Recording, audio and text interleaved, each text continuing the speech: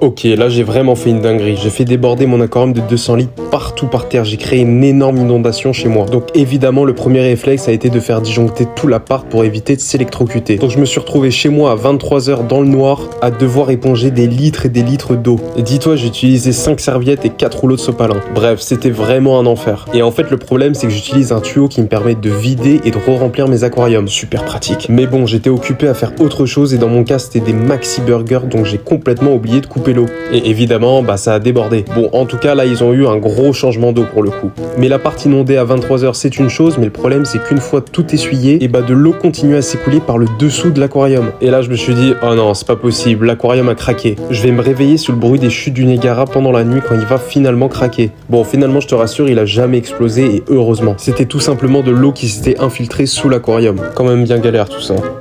Psst.